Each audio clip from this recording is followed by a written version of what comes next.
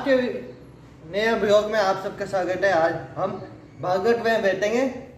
हमारे घर के बाहर एक भागवत हो रही है। आज राम जी का दिन है। आज राम जी के भजन होंगे। वो वहाँ पे जाके अपडेट देंगे। ठीक है, बाय।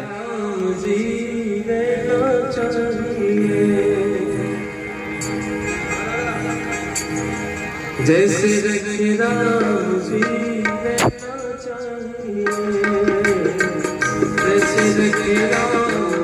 मया हृतानि पुष्पाणि पूजार्थं प्रतिगृह्यताम्। श्री कृष्ण चंद्र परमात्मने नमः। माल्यार्पणं समर्पयामि। पुष्पं पुष्पमालिकां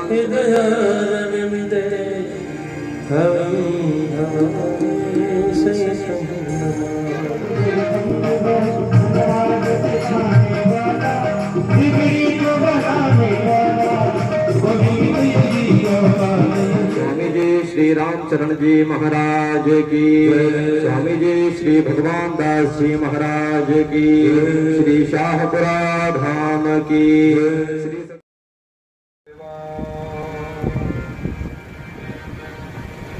स्वस्ति श्री गणेशाय नमः। श्री मोहारविंदे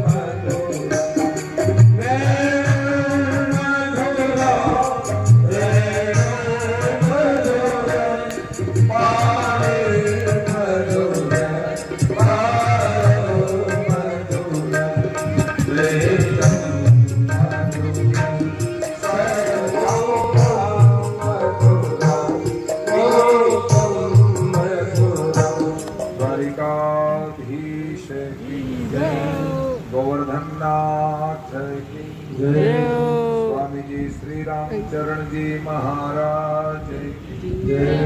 स्वामी जी श्री भगवान दास जी महाराज की जय।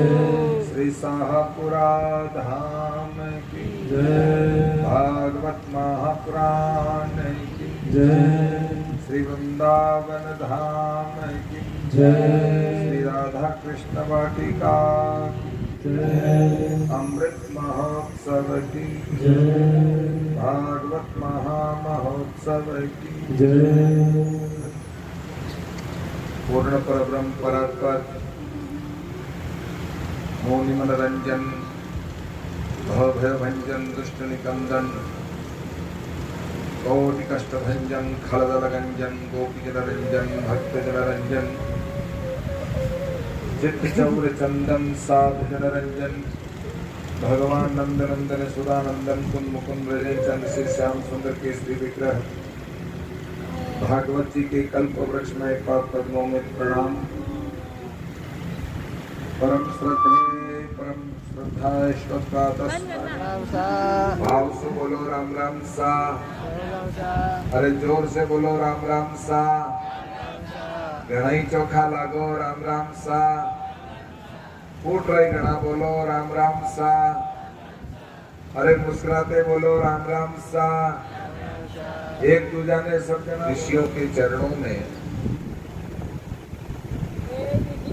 गिड़गिड़ाते हुए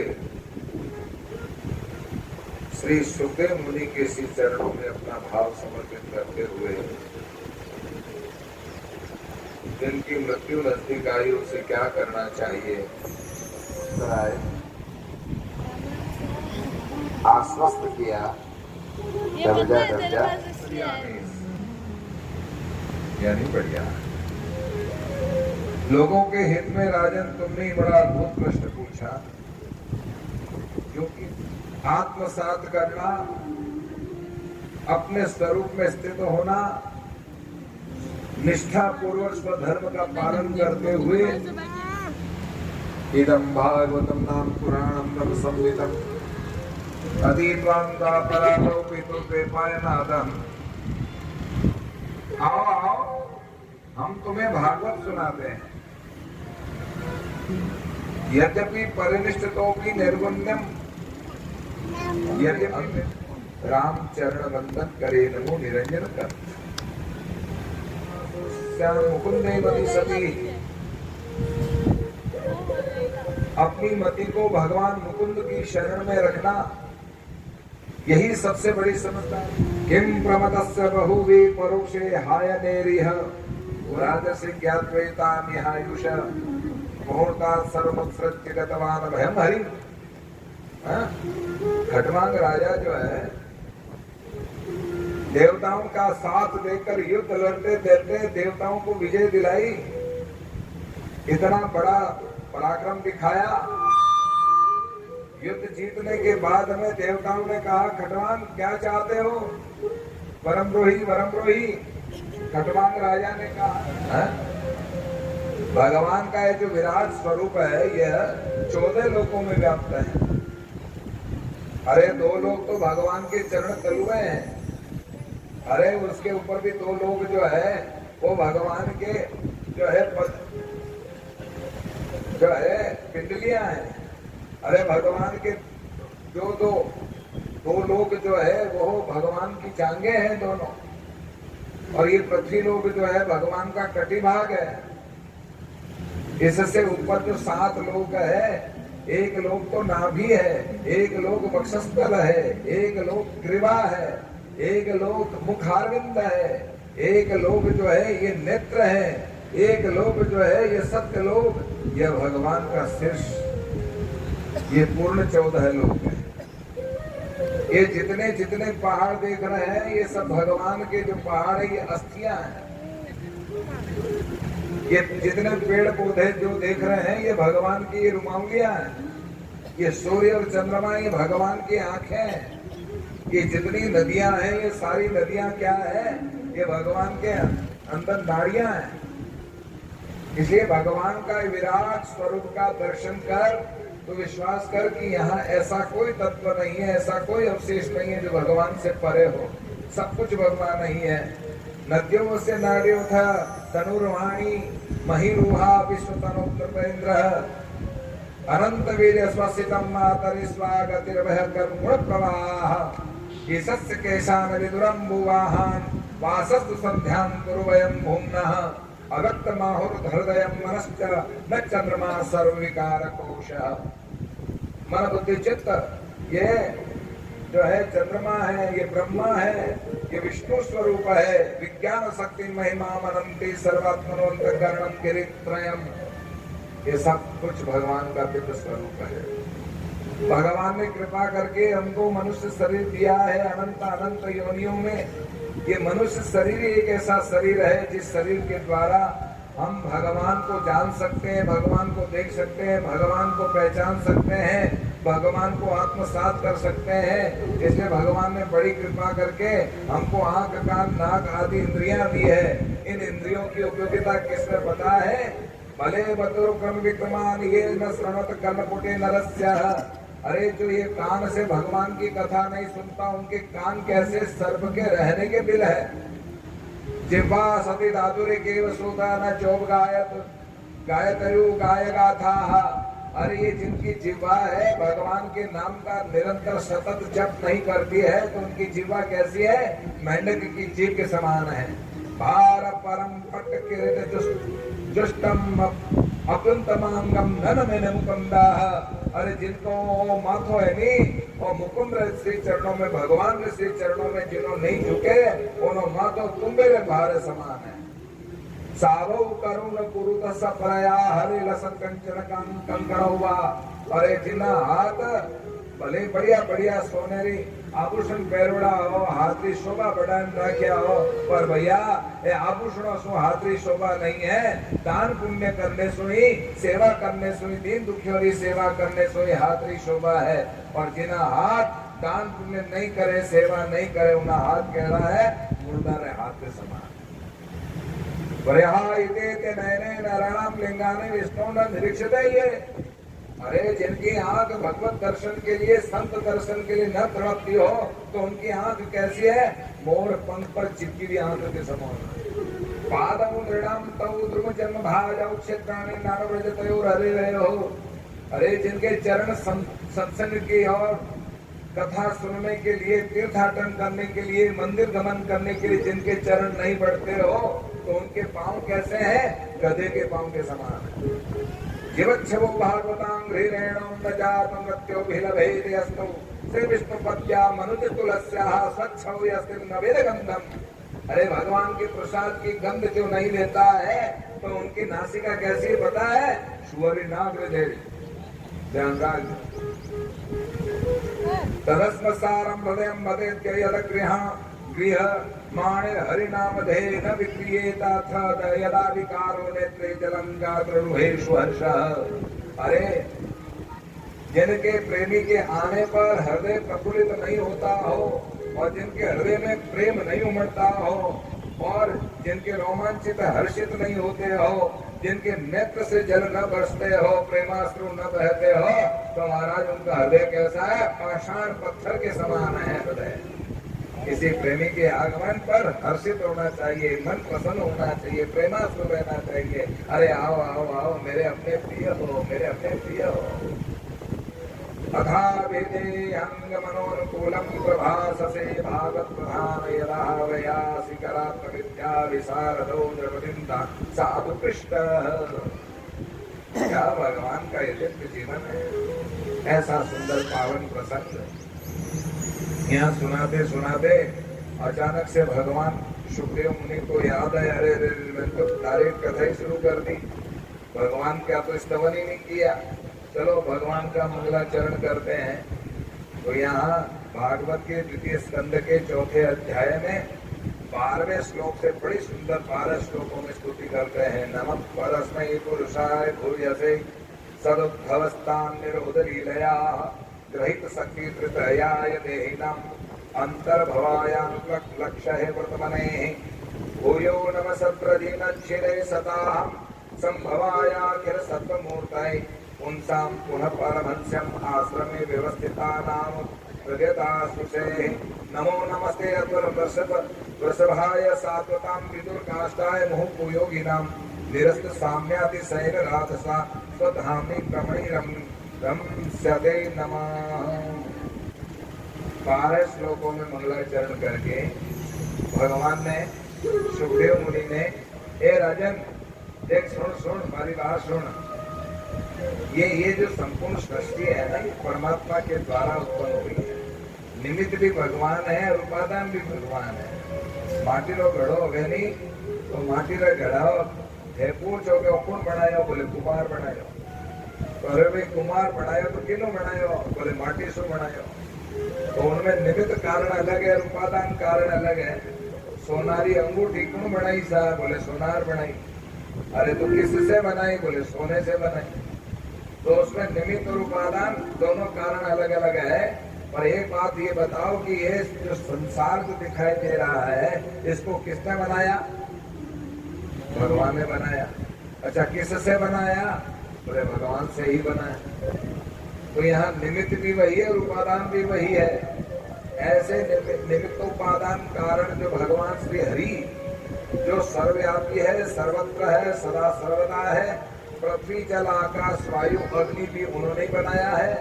और उन्होंने सबको उत्पन्न करके ये मटेरियल इकट्ठा करके ब्रह्मा जी ने ये शरीर की रचना कर दी।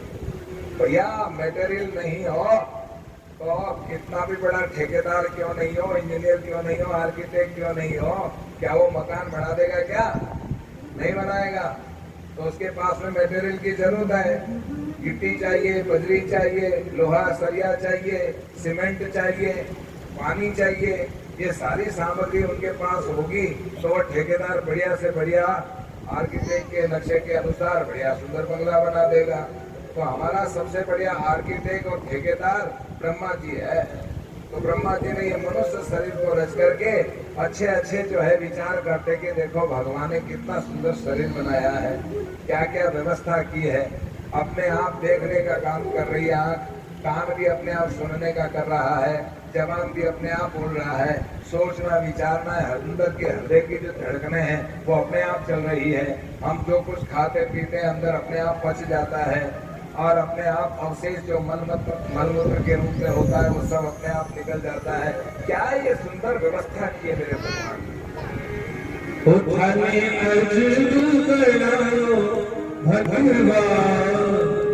खिलौनो महतीनो खाने अजब बनायो भगवान खिलौनो महतीनो खाने मुंडरो बनायो भगवान खिलौनो महतीनो।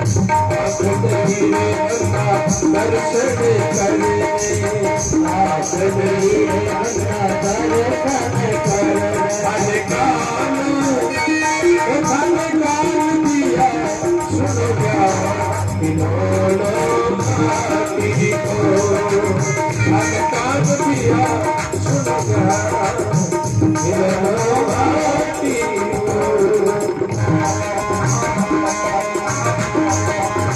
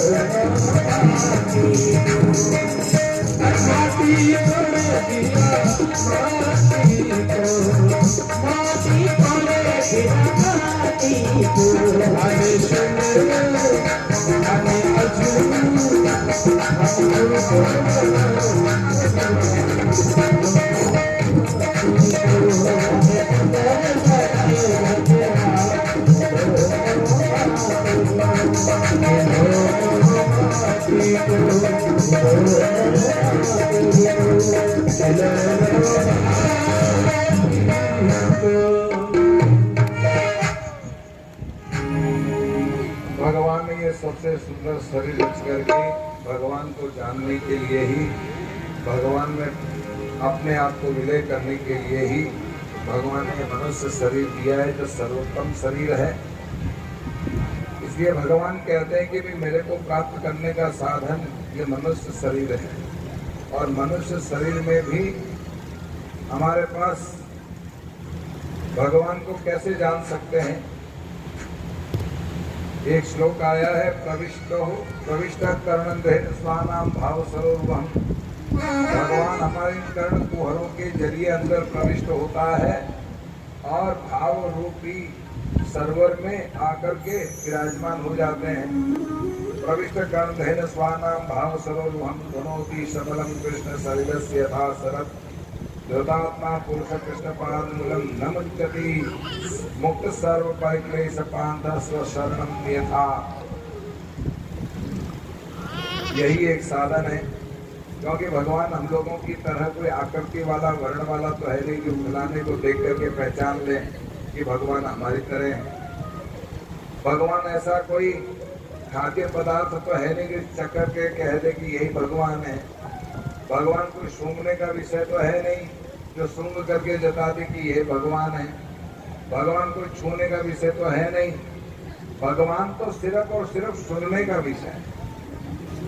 इसलिए कानों से सुनो और वही द्रवीभूत होकर प्रसन्न होकर के इन कर्ण कुहरों में से होकर अंदर हृदय मंदिर में आकर के भाव रूपी कमल पर बैठ जाता है और जीव के सारे बंध हैं उनको मिटा करके उन्हें शुद्ध कर देता है, उनकी सारी पीड़ाओं को हरण लेता है। इसलिए भैया भगवान सर्वोपरि है। भगवान को जानने के लिए सर्ग विसर्ग स्थान पोषण उदी मनवंतरी शान कथा निरोध मुक्तिराश्रय, ये भागवत धर्म के 10 लक्षण है। तृतीय स्तर में प्रवेश करते हुए कहते हैं कि उद्धव जी का और विदुर जी के बीच में मिलन हुआ।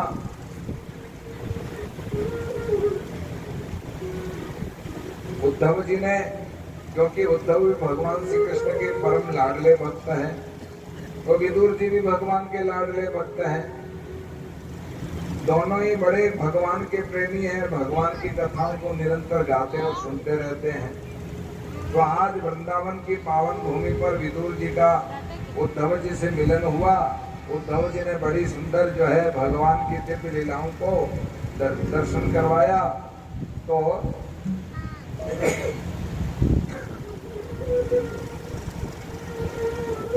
विदुर महाराज बड़े प्रसन्न हो गए, गदगद हो गए भगवान की दिव्यता का दर्शन करके। यही वास्तव में सच्चे श्रोता के लक्षण है। जिनको भगवान से प्रेम हो उन्हीं को भगवान की लीला रस कथा सुनने में बड़ा आनंद आता है। अच्छा, उन्हें आनंद ही नहीं अभी तो उनके प्रेम में डूब करके प्रेमाश्रु बहाते हैं, गदगद हो जाते हैं, शरीर पुलकित हो जाता है। उन्हें देह का भान ही नहीं रहता कि मैं कहाँ बैठा हूँ, मैं कहाँ बैठी हूँ, इसका भी उन्हें बोध नहीं रहता है। यही वास्तव में सच्चे श्रोता के लक्षण है जो यहाँ विदुर जी ने अपने भाव प्रकट किए हैं। विदुर जी तो भगवान के लाडले प्यारे भक्त हैं, आप सब जानते हैं।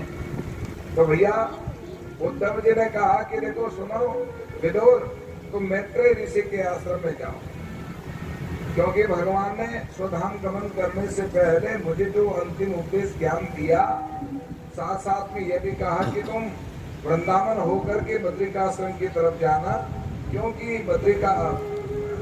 वृंदावन में जो है मेरा लाडला भक्त विदुर मिलेगा, उन्हें मैत्रेय ऋषि के पास में भेजना, ताकि अंत में ज्ञान प्राप्त करके ज्ञान मार्ग से मेरे को प्राप्त कर लेना। तो महाराज विदुर जी मैत्रेय ऋषि के पास में आए, बड़ा आनंद हुआ। नाना प्रकार के प्रश्न यहाँ पूछे गए। कहते हैं बड़ा अद्भुत प्रश्न पूछा है किसने? मैत्रेय ऋषि ने, विदुर जी ने बड़ा ही प्रश्न पूछा है। सुखाय कर्माणि करोति लोको न ते सुखम वा निदुपारमं वा विन्देत भूयत तैव दुःखम यदत्र युक्तम भगवान वरेण्य। बाकी और बाकी और सुख दुख का ही चीज है, मैंने बताओ नहीं हो। तो विदुर जी की बात सुन प्राण मैत्रेय ऋषि बोलिया, देखो भाई, साधु कृष्ण प्रया साधो लोकान साधन ग्रहण्यता कीर्तिम वितन बता लोके आत्मन धोक्षजात्मनः। तुम साधु पुरुष हो, तुम क्या हो? पढ़ाई तुमने अद्भुत प्रश्न पूछा है कि सुख दुख क्या है। हकीकत में सुख दुख जो है ये मन के कारण है। मन जब संसार के साधनों में लगा है तभी तक जो है सुख दुख का अनुभव होगा, क्योंकि मन के कारण, मन संसार के प्रति आकर्षित होने के कारण कभी अनुकूलता प्रतीत होता है तो कभी प्रतिकूलता प्रतीत होती है। अनुकूलता प्रतीत होने पर हमें सुख का अनुभव होता है और प्रतिकूलता होने के कारण हमको वही दुख का स्वरूप लगता है। तो भैया ये सुख दुख जो है ये वास्तविक स्वरूप नहीं है। वास्तविक स्वरूप जो है परमानंद में डूबे रहना, आत्मानंद में डूबे रहना, यही सद्भाव है। देखो भगवान ने ये जो सृष्टि रची है ना, ये भगवान ने जो सृष्टि रची है बड़ी विचित्र सृष्टि है। इसका अनादि स्वरूप भगवान एको हम द्वितीयो नास्ति, कालांतर में एको हम बहुश्याम, एक से अनेक होने की भावना जागृत हुई। जब एक से अनेक होने की भावना जागृत हुई तो नाभि में से कमल, कमल में से ब्रह्मा, और ब्रह्मा ने जैसे ही चारों तरफ मुख देखा तो चार मुख हो गए। ब्रह्मा जी के भाई मारा चार मुंडा हो गया, मैंने ठाई नहीं पड़ रही हो कि मैं कौन हूँ, कटो आयो हूँ, कहीं चक्कर है। तो सीधा पाछा नाल में गया। नाल में जावता जावता गोता खान पाछा आया, कटी छोड़ मिलियो नहीं। हाँ तो बड़ी विचित्र स्थिति होगी। तब आकाशवाणी हुई, तप तप। वो बोले कौन है भाई? सुनाई तो देवे पर वो बोले कौन है? चलो तप करो। वो तप करने की आज्ञा दे रहा है तो उन्होंने बड़ा भारी तप किया और तप के उपरांत भगवान चतुर्भुज नारायण के रूप में प्रकट हो गए। अरे थे कौन हो रहे? मैं तो वही जा जो को थाने शब्द सुनाई दियो तप तप, वो बोलने वालों में ही जो। और देखो हमारी इच्छा तो हुई और नाल उत्पन्न हुए, नाल में से कमल, कमल में से ब्रह्मा प्रकट हुए हैं, तुम प्रकट हुए हो। मेरी इच्छा से तुम प्रकट हुए हो, इसलिए मैं तुम्हें आज्ञा देता हूँ कि मेरी इच्छा पूर्ण करो, इस पृथ्वी को जो है सृष्टि से भर दो। ठीक है साहब, जो आज्ञा। महत तत्व पृथ्वी, जल, आकाश, वायु, अग्नि आदि सब प्रकट हो गए। अब देखते देखते भगवान के पास, ब्रह्मा जी के पास मैटेरियल आ गया तो मानसिक सृष्टि उत्पन्न करी, मरीचि आदि। मानसिक सृष्टि रचते रचते विचार किया रहे हो, मानसिक खोखलो हो जाए। इन्हों तो भगवान की इच्छा पूरी नहीं हुए। बिना स्त्री पुरुष के जोड़े से सृष्टि उत्पन्न नहीं हो सकती, इसलिए अपनी दोनों भुजाओं से स्त्री और पुरुष का जोड़ा प्रकट किया। दोनों हाथ जोड़ खड़ा हो गया। बाप जी कई आदेश है, बोले जाओ संसार को सृष्टि से भरो। अरे तो जावा कटे कटे रहना, एक कह रही हो पृथ्वी पे रहो, पृथ्वी पर रसातल में गई तो ब्रह्मा जी को बड़ी चिंता हुई। ऐसी चिंता हुई, ऐसी चिंता में डूबे, अचानक से छींक आई। ऐसी छींक आई, नाक से वराहत्मक प्रकट हुआ। देखते देखते विशाल काय रूप धारण किया।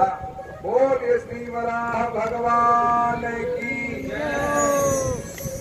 वराह भगवान के देवताओं ने बड़ी भारी स्तुति करी, ऋषि मुनियों ने। तब जो है पृथ्वी को रसातल में से डाटों को धारण करके ला रहे थे तो रास्ते में मिला हिरण्याक्ष। ए स्वर कटे जावे, हमारी तो धरती है। भगवान अभी कुछ नहीं बोले, चुपचाप जो कहवे जो बोलना है, ललकारा तो ललकारने दे, पर अभी बीच में इसको जवाब दे दिया तो आप पृथ्वी बीच में लटक जाए। पहले अपना काम पूरा कर लो, बाद में जवाब देने का। सीधी सी बात है, नीति यही कहती है। कोई कितना भी आपको बीच में परेशान करे आपके काम को बिगाड़ने की, पर आप सुन लो चुपचाप। यदि आप उसको जवाब देने लग जाओगे तो यही होगा कि काम तो बीच में रुक जाएगा और उनसे लड़ने भिड़ने में अपना समय पूरा हो जाएगा। इसलिए अभी किसी को जवाब मत दो, जिसको जो बोलना है जो बोलो, पहले अपना काम करो। भगवान ने ऐसा काम किया। आज का वीडियो कैसा लगा आपको बताना है, ठीक है? लाइक फॉलो करके बताना। और आज का वीडियो इतने तक ही, बाय।